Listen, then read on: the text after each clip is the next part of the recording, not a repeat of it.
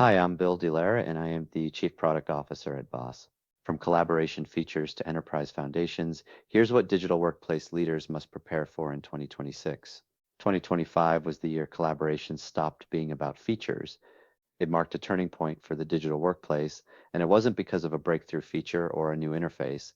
Instead, it was the year enterprises began asking harder questions about risk, governance, data ownership, and how collaboration really supports work at scale.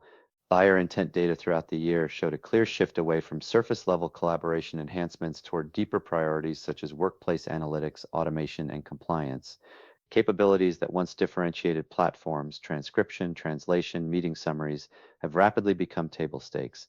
What now matters is how those capabilities are governed, monitored, and aligned with organizational policy. As organizations plan for 2026, this shift signals a broader redefinition of UC's role in the digital workplace.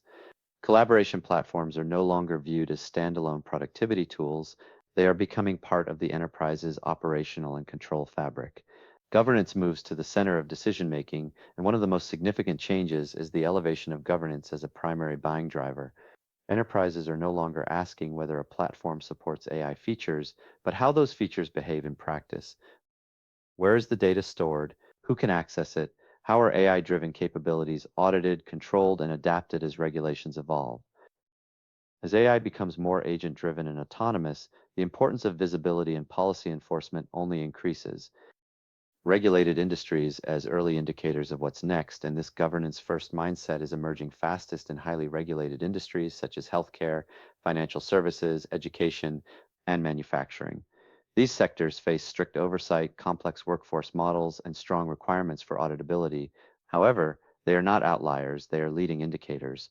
The questions these organizations are asking today will become standard expectations across the broader enterprise landscape in the years ahead. The digital workplace becomes a cross-functional priority, and at the same time, decisions affecting the digital workplace are no longer owned by IT alone. Risk officers, HR leaders, operations teams, and workplace strategists are increasingly involved in shaping collaboration strategies. This reflects a deeper realization: productivity is not just a function of tools, but of processes, people, and environments. Collaboration data is now informing decisions about hybrid work models, space utilization, employee engagement, and workforce effectiveness. From generative AI to behavioral impact, AI further accelerates this evolution.